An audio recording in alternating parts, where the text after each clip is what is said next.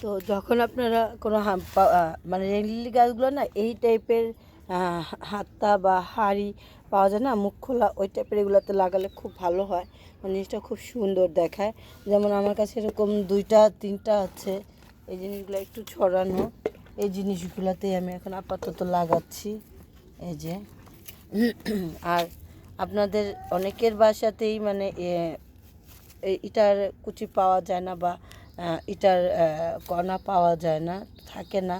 আপনারা কি করবেন, আপনাদের ঘরে যে পুরান মশারিটা থাকে সেই মশারিটা কেটে এভাবে দিয়ে নেবেন। এই যে নিচে যে ছিদ্রটা আছে, হোলটা আছে, এই যে এই হোলটা দিয়ে যাতে মাটি পড়ে না যায় আর পানিটা যাতে অতি দ্রুত বের হয়ে যেতে পারে সেই খেয়াল রাখবেন। পানি থাকলে কী হয়, ফাঙ্গাস হয়ে যায় মাটিটার মধ্যে, তখন গাছ মরে যায় বা ওই গোদাটা পচে যায়। বৃষ্টিতে রেন লিলি গাছ ভালো হয়, কিন্তু ফাঙ্গাস পড়লে গাছ মরে যায়। তো এই যে আমি এইভাবে এটার মধ্যে যে আমি এইভাবে মাটি দিব, বিসমিল্লাহ। এটা খেয়াল রাখবেন, এটা যে বোটে চলে না আসে, তাহলে মাটিগুলো বাহিরে পড়ে যাবে। এভাবে উঠায় দেবেন, জিনিসটা বসে যায়।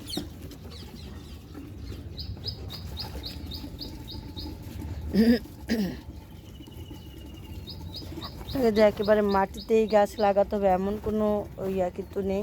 অল্প মাটির সাথে বালু মিশিয়ে তারপর আপনি গাছ লাগাতে পারেন। আমি আপনাদেরকে রেন লিলি গাছটা একদম শুরু থেকে দেখাচ্ছি, আমি কিভাবে রেন লিলি গাছটা প্রসেস করছি সেটাই দেখাচ্ছি।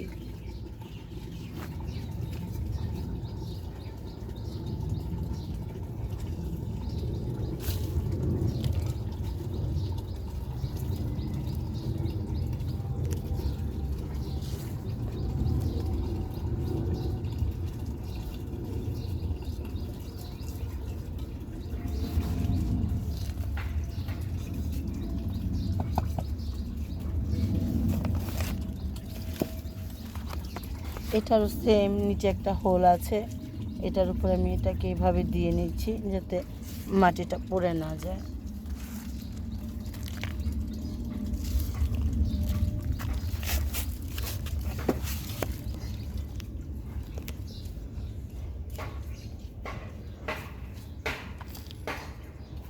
তো আমি এভাবে সবগুলা, এই যে এই ডিব্বাগুলোও ভরবো, কারণ আমার অনেকগুলো রেন লিলির চারা, বাল্ব, তো সবগুলোই আমি লাগাবো, এক একটাতে লাগাবো।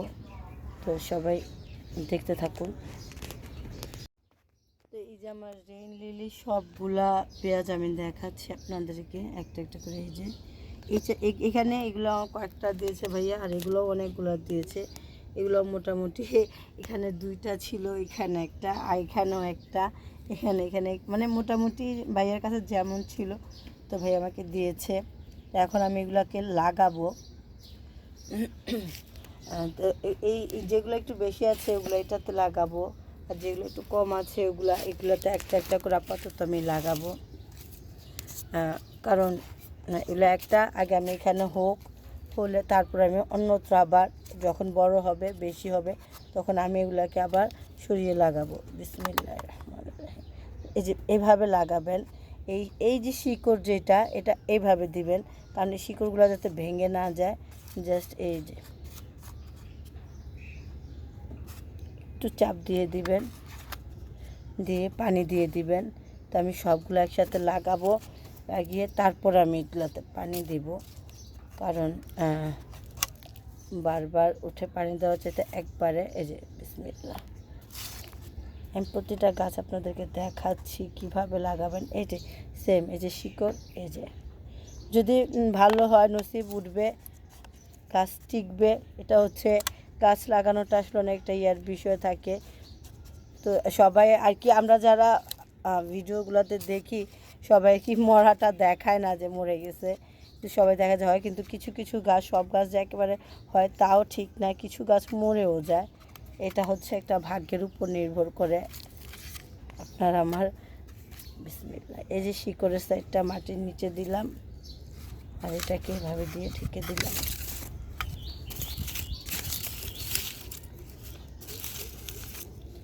এই যে এটা কিন্তু অবশ্যই প্রথমে একটু ছায়াযুক্ত জায়গায় রাখবেন, যাতে করে গাছটা শুকিয়ে না যায়। গাছটা শুকিয়ে গেলে কিন্তু আবার আরেক সমস্যা হয়ে যাবে, গাছ হবে না, মরে যাবে। আর কি এই চারাটা সবচাইতে বেশি ছোট হয়েছে। আচ্ছা যাক, আল্লাহ ভরসা, আল্লাহর উপরে ভরসা করে আমি লাগাচ্ছি, দিবে তো আল্লাহ, আমি তো লাগাচ্ছি মাত্র।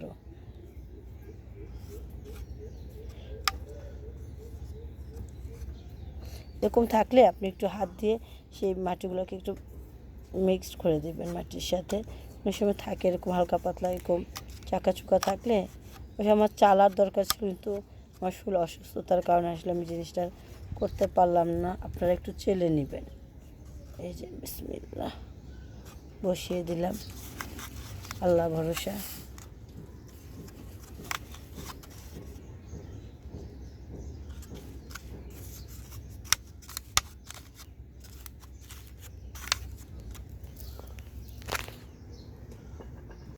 আমি রেন লিলি গাছগুলো সব লাগিয়েছি, পেঁয়াজগুলো। তো এখন এটাকে একটা ছায়া জায়গায় রাখতে হবে, কারণ ছায়ার মধ্যে না রাখলে এই গাছগুলো নষ্ট হয়ে যাবে, অতিরিক্ত তাপে এগুলো নষ্ট হয়ে যাবে।